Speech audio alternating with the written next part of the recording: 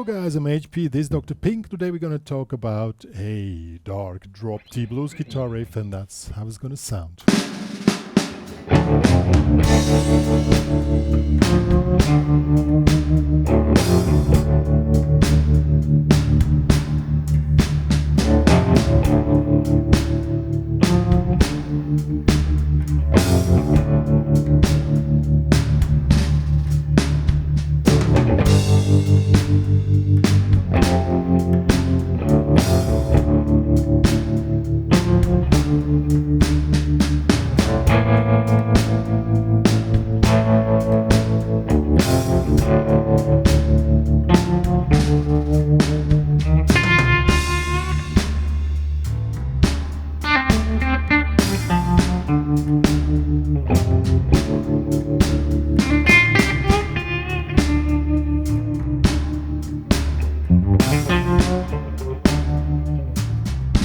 Yeah, and so on.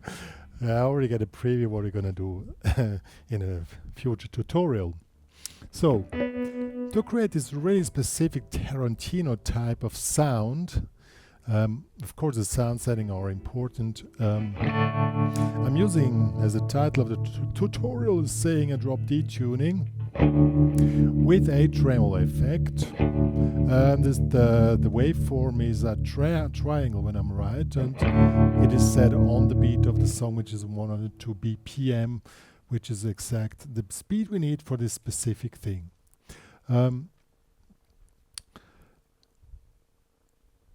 The part which comes here is probably not hard to play, but you need to dive into this kind of mood, and you really need to listen to what the other instruments are doing. And when you listen here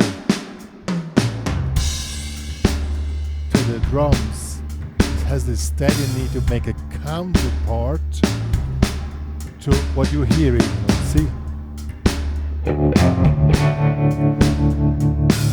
So there's not much more needed. You make the counterpart to the drums and the bass.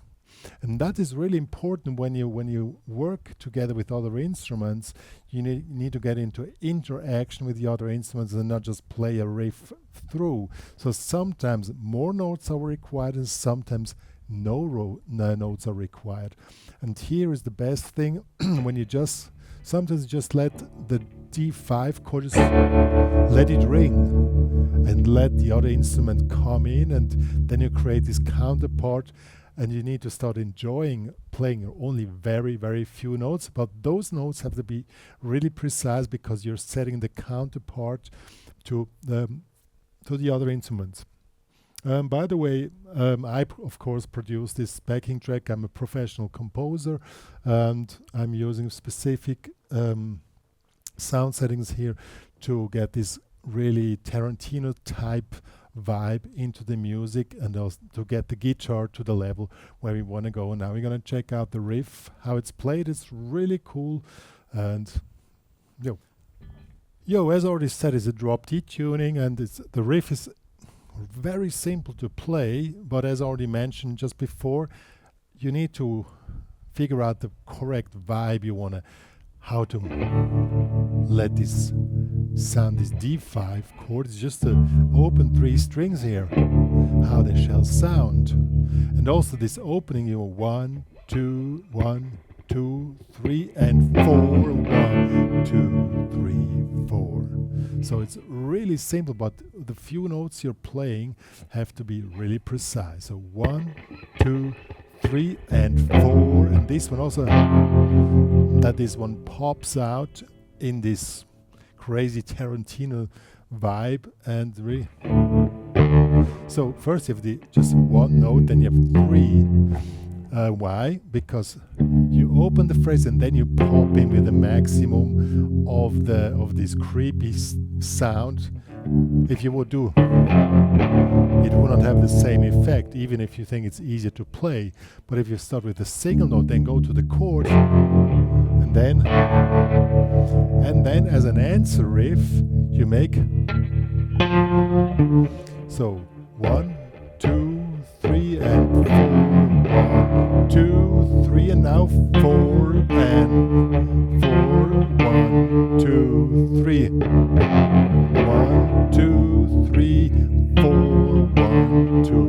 that's basically the whole part of the riff.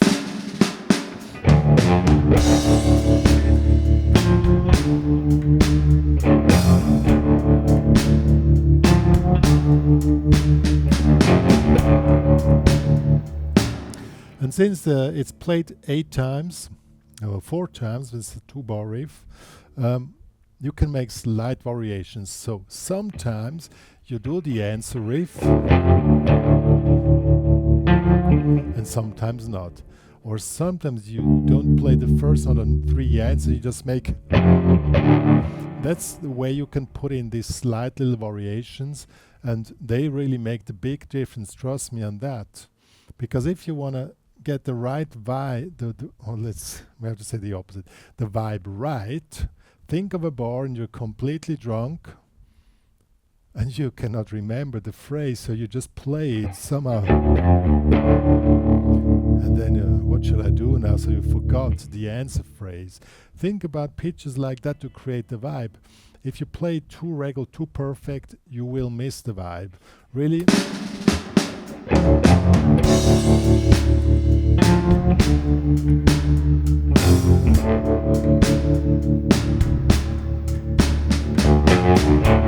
See, it doesn't matter if you do nothing.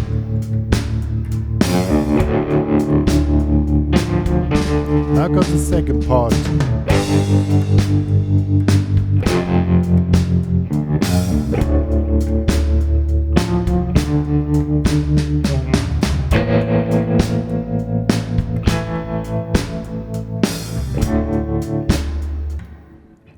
So after 8 bars, we got a second bar with a G5, 1 bar, F5, 1 bar, and then comes the riff again, which is 2 bars. And then the final phrase. Now, what is this? First I want to do this, honestly. If you want to do this, be my guest, but somehow I found that one cooler. Or this one is also. Let's try both versions. Let's go there.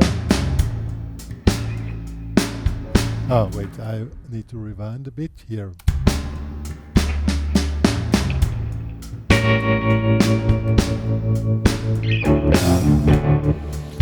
Let's do it again. It's cool. Yeah, I will correct the tabs. This one is way cooler than this one here. So this one. But it's really hard to grab. That's the biggest technical. If it's too hard for you, take this one here. So just here, 2nd fret, 3rd fret, then resolve it to 2, or here 5, 6, 6, and pinky here in the center. I really love this chord.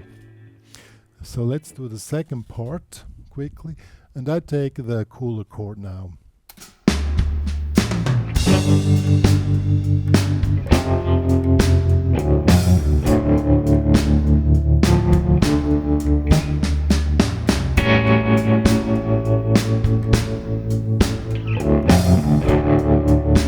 So cool. Yeah, and that's it. And if you want to do solo on this track, as I did at the beginning of the tutorial, D minor pentatonics works great, and in between you play the riff a bit, and that's quite cool. Let me show you that.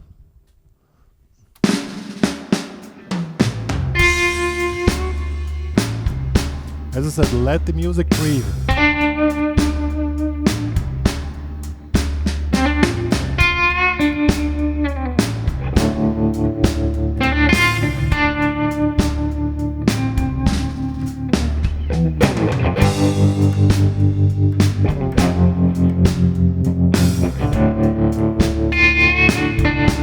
Now comes a cool chord.